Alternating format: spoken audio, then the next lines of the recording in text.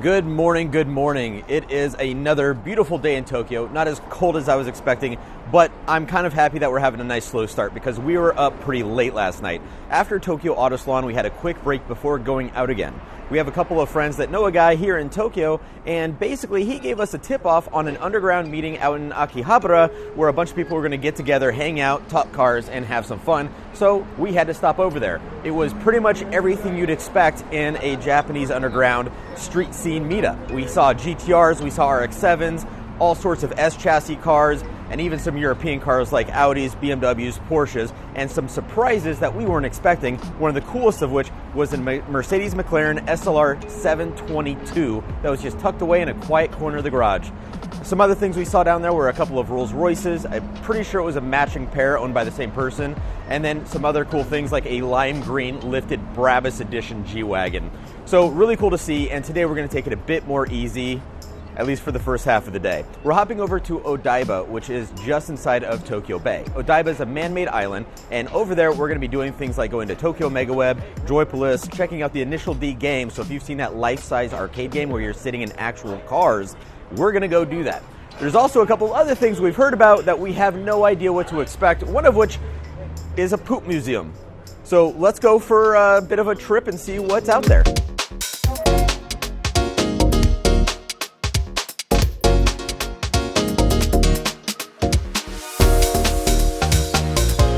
So we came out to Joypolis on Odaiba looking for one thing in particular, the Initial D arcade game. It's 3 life-size cars. They're actually cars that have been turned into an arcade game that you get into and you drive. Unfortunately, it's no longer here. As you can see, it's stopped in January 14 of last year, which means we missed it by a cool 12 months. And it no longer exists. So if you were looking to do this, unfortunately, time's up. It's no longer available to ride on.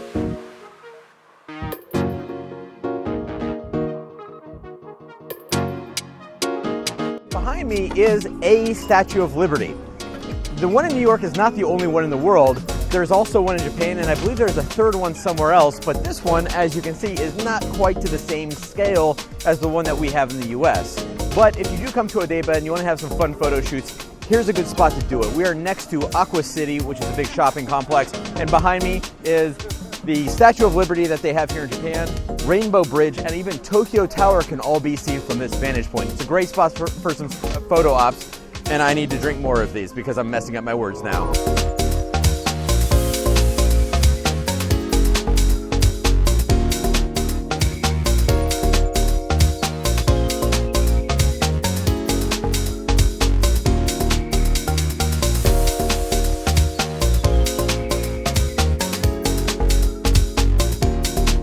We are about to go into the Unko Poop Museum. It's actually a museum about poop. It's supposed to be encouraging kids to get used to these sort of things and kind of understand bodily movement, bodily fluids, bowels, I guess. But we have a group of almost adults, and we're going to go in and check it out because why wouldn't we?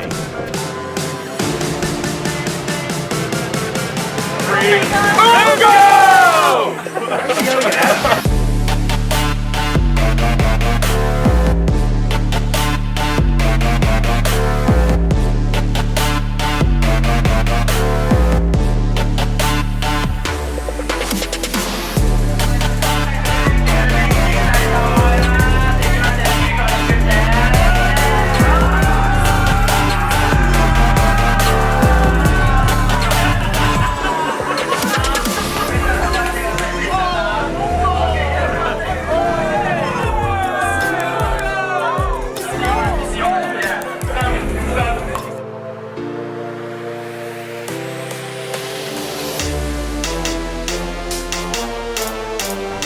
I can't even do this with a straight face. This is definitely an interesting experience, and I don't know how I should feel about it.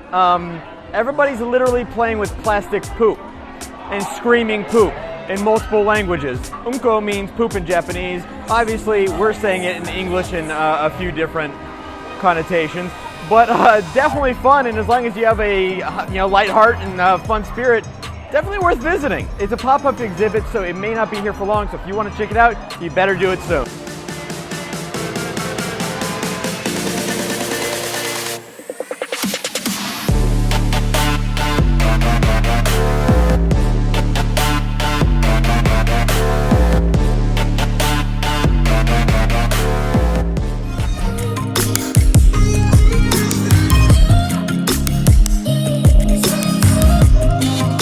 We're now at the Toyota MegaWeb, which is a historic exhibition center and museum that Toyota has open to the public.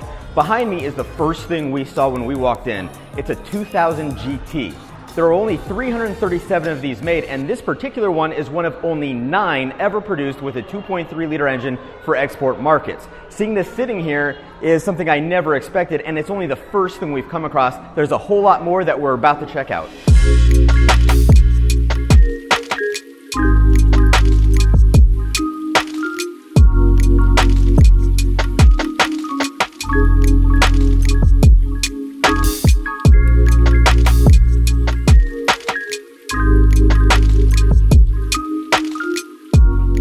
The cars in this line are from Toyopet, which is a brand that was Toyota before. It's not really used anymore. However, there are still Toyopet dealerships. Honestly, I have no idea what they even are, so I'm going to try to find out, and hopefully I can get back to you guys soon because I'm kind of confused.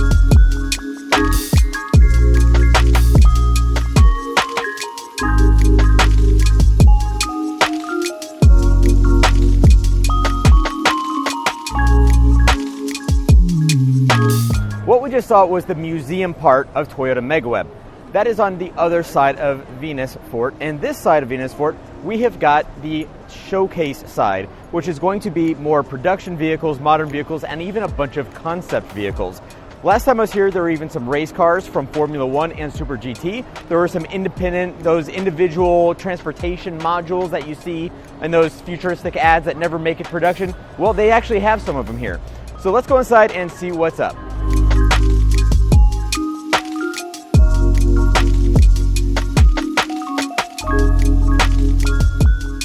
Here beside me is a Toyota Century. This one is a hybrid with about 380 horsepower. It looks like Toyota's take on a Rolls-Royce, and it's something that I've never seen outside of Japan. I actually think they only sell it in Japan unless you get one on the gray market. This one happens to retail for almost $190,000, which is right up there with Bentleys and everything else that's in that tier. But they only sell it here in Japan. So it makes me wonder, do they even make money off of these? Do they sell enough of them to warrant that huge cost and the development for such an expensive vehicle?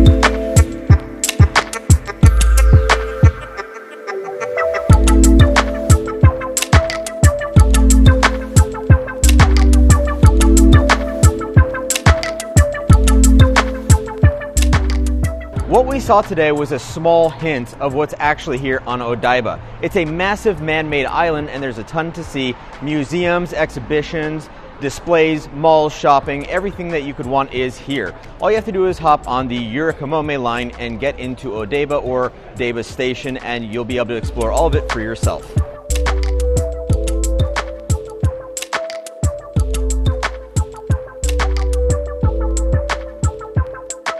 It is time for dinner, and we're in front of a place that's just a few doors down from the hotel called Sea Meat, I guess. It's all we know about it, except that it's down in the basement, and it is a yakiniku place. That is, they bring you a bunch of raw meat, you throw it on the grill right in front of you, and you eat it. And holy crap, this place is amazing. If you get a chance, check it out. It's in Ginza, and you won't be disappointed.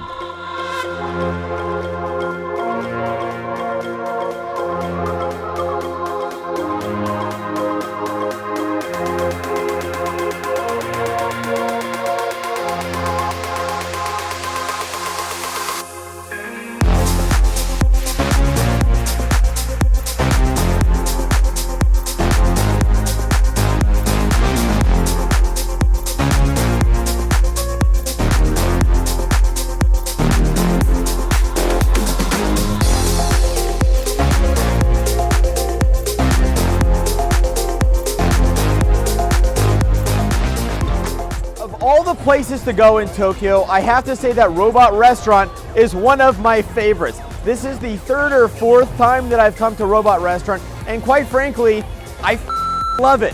It is a total tourist trap, and they're not shy about that whatsoever. But it's so much fun. Absolutely get drunk, come down here, and have a blast, because this is worth coming to.